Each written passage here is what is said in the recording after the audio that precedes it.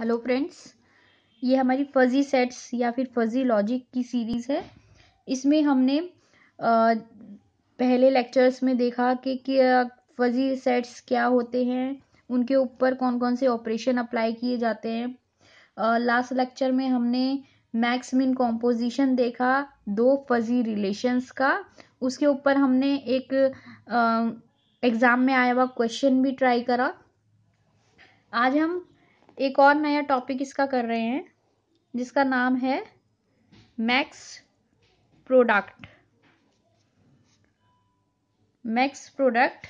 Composition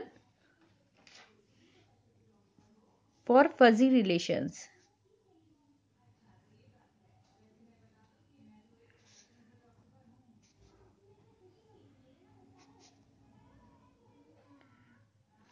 तो जिस तरीके से हमने मैक्स मिन कॉम्पोजिशन किया था, सेम वही तरीका रहेगा हमारा मैक्स प्रोडक्ट कॉम्पोजिशन का। उसमें सिर्फ मिनिमम को हटा के हमने इसमें प्रोडक्ट लिख दिया है। तो जहां जहां हमने मिनिमम किया था वहां वहां हम प्रोडक्ट का यूज करेंगे। तो एक क्वेश्चन हम इस पे ट्राई कर लेते हैं। एक रिलेशन हमें दिया हुआ है, जैसे मान लेते हैं R,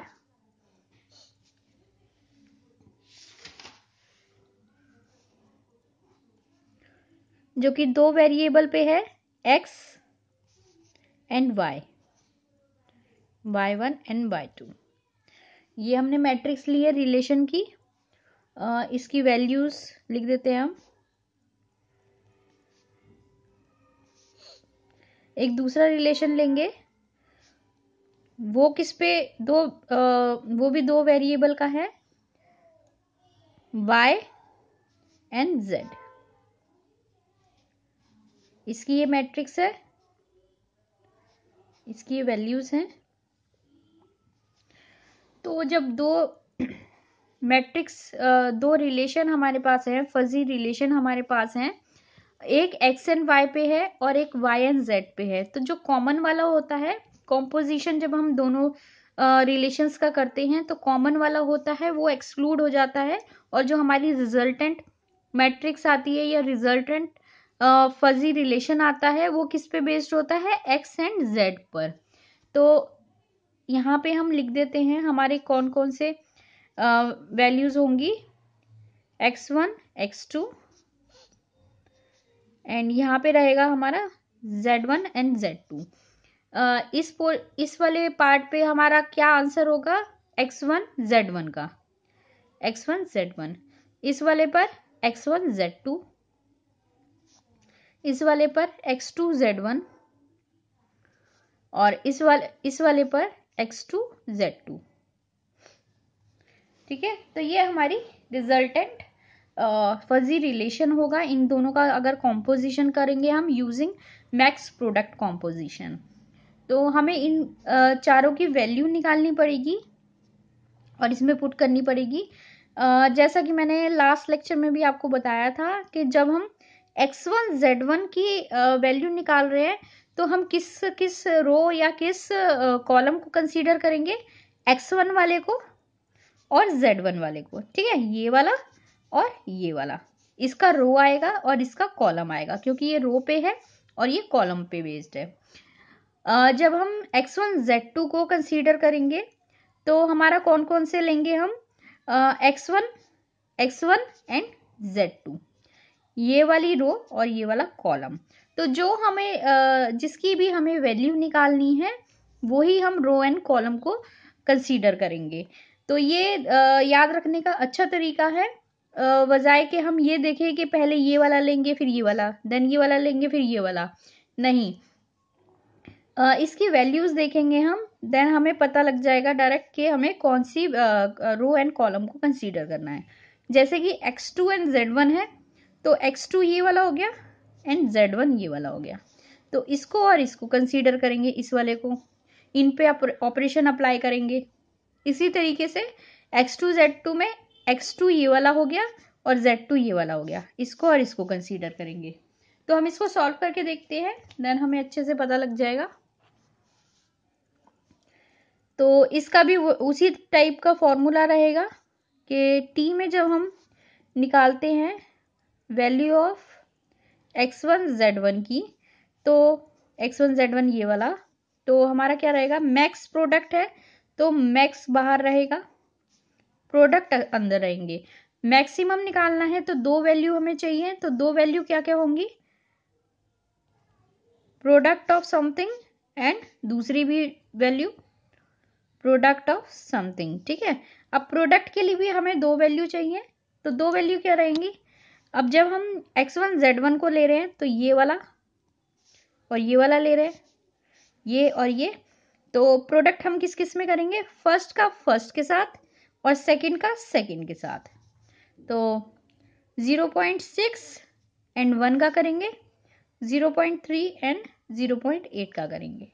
तो इसी तरीके से हम इन सबकी वैल्यूज निकाल लेंगे। तो इसकी वैल्यू हम निकाल लेते हैं, मैक्सिमम ऑफ, इन दोनों का जब हम प्रोडक्ट करेंगे तो 0.6 ही आएगा, इन दोनों का प्रोडक्ट करेंगे तो आएगा 0.24, तो दोनों में मैक्सिमम हम देख लेंगे कौन सा है, तो 0.6 आ गया इसका आंसर। इसी तरीके से हम इन चारों की वैल्यू निकाल लेंगे x1 z2, तो maximum of product of first x1 and z2 ले रहे हैं हम, तो x1 हमारा ये हो गया और z2 हमारा ये हो गया, तो ये वाला और ये वाला, फर्स्ट का फर्स्ट के साथ 0.6 0.5। अब दूसरा प्रोडक्ट लेते हैं हम सेकंड का सेकंड के साथ 0.3 0.4।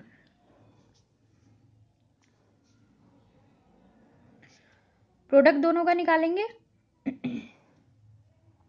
दोनों का आंसर क्या आएगा 0.3, और इसका भी प्रोडक्ट हम निकालेंगे तो इसका आंसर आएगा 0.12। इन दोनों में मैक्सिमम कौन सा है, ये वाला, तो 0.3 इसका आंसर आ गया। सेम हम बाकी भी निकाल लेते हैं, x2 z1, तो x2 z1 के लिए x2 ये वाला और z1 ये वाला, ये वाला और ये वाला, तो maximum of product of first का फर्स्ट के साथ लेंगे 0.2 एंड 1,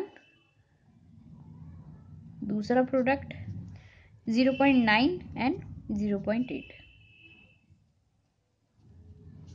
तो इसका फटाफट निकाल लेते हैं हम, 0.2 और इसका क्या आएगा 0.72, तो इसमें हमें पता है मैक्सिमम ये वाला है, तो ये वाला ले लिया हमने, x2 z2 लास्ट, तो x2 z2 के लिए ये वाला और ये वाला, ठीक है, x2 एंड z2। तो एक बार अगर हमें फॉर्मूला पता है तो हम बहुत आसानी से इसको निकाल सकते हैं, 0.2 and 0.5, now product of 0.9 and 0.4,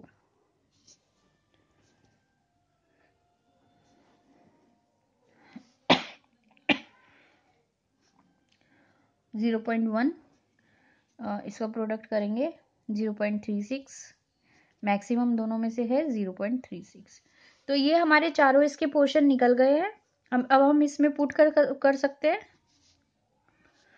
तो x1 z1 की जगह x1 z1 लिख देंगे, x1 z2 की जगह x2 z2 और x1 z2 sorry x2 z1 की जगह यहाँ पर इसका आंसर और इसका यहाँ पर। तो ये हमारी रिजल्टेंट मैट्रिक्स आ गई, रिजल्टेंट फजी रिलेशन आ गया। तो देखा आपने, काफ़ी आसान था, सिर्फ एक ही फॉर्मूला है, वो ही सब पे अप्लाई करना है।